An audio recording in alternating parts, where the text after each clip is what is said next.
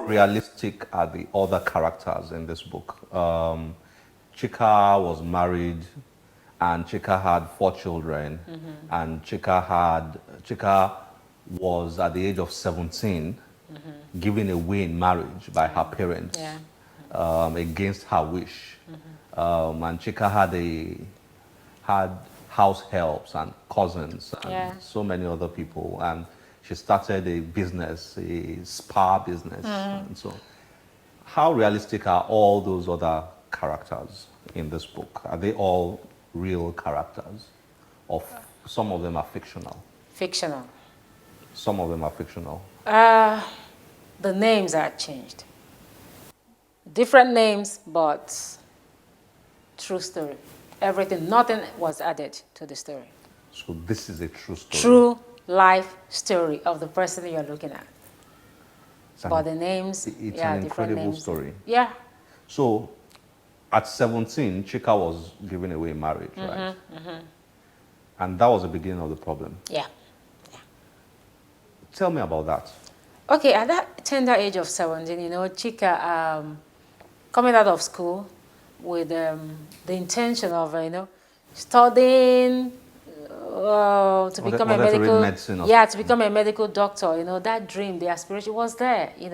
But seeing it, the whole thing terminated at the age of 17. It wasn't easy, but she was also raised to believe in her parents, to obey at all times. So she just had to obey without trying to fight back. Yeah, she did try to fight back a little in her own little way, but that wasn't enough. So she had to just submit to the will of her parents and to the will of friends, family friends. And that was it. And that was the beginning of her pain. Now, the horror Chiki experienced was so moving.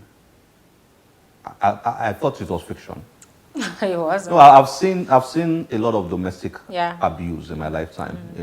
I've had stories. I've met people who've experienced a lot of those things. But Chika's story, is it Chika. Chika's story, sorry. Chika's story here was almost unbelievable. Yeah. My story, yeah, it is unbelievable. I don't even believe myself. Sometimes when I think about everything I've been through, I'll be like, I should be dead by now. I shouldn't be alive. So it's more like, I don't know. So every time there was another woman and you complained, there was a beating. Serious beating. You don't have to complain. Just do whatever you are asked to do. Just be there. You couldn't have your own opinion. No, it was a master-slave kind of relationship. I was just a slave. And the good things, yeah, like in the book, I got all the good things. It was beautiful. Do you understand what I'm saying? The diamonds, the gold, the designers, they were all there. But you know what? I had no right to say no to those things. You must wear them. You must accept them. Because saying no to those things means you've been locked up, probably in the boys' quarter for 1 week, for 3 days. You were And being locked up tortured. in the boys' quarters for 3 days. Yeah. Just being tortured like a prisoner.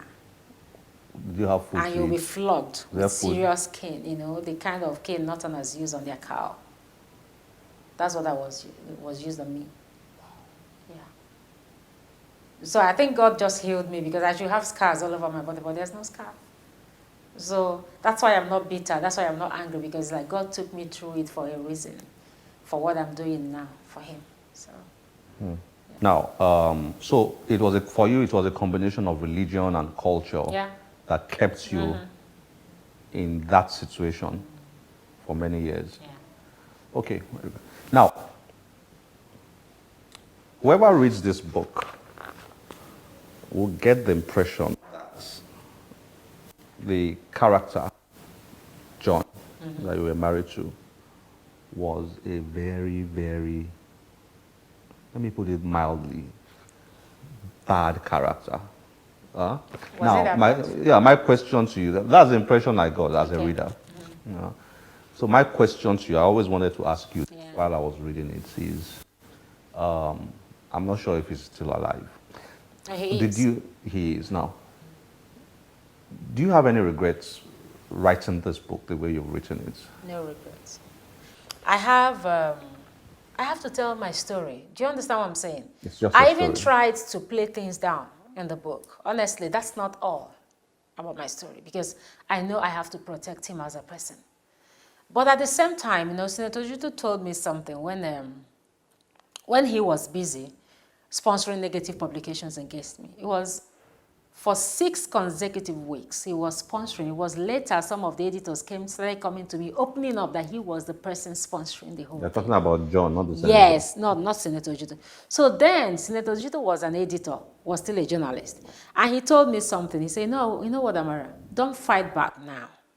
Don't try to defend yourself now. And all through that period that the world was shouting, crucify her, I kept calm.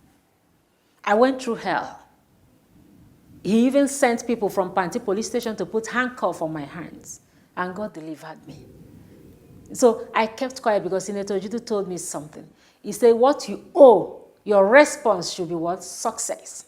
When you succeed, you can now speak. And I remained focused. And now I thank God the world has seen that she is not what they say she is. So he has his, whatever, my real name out there with my face, sponsored publications by him, newspapers. He has them.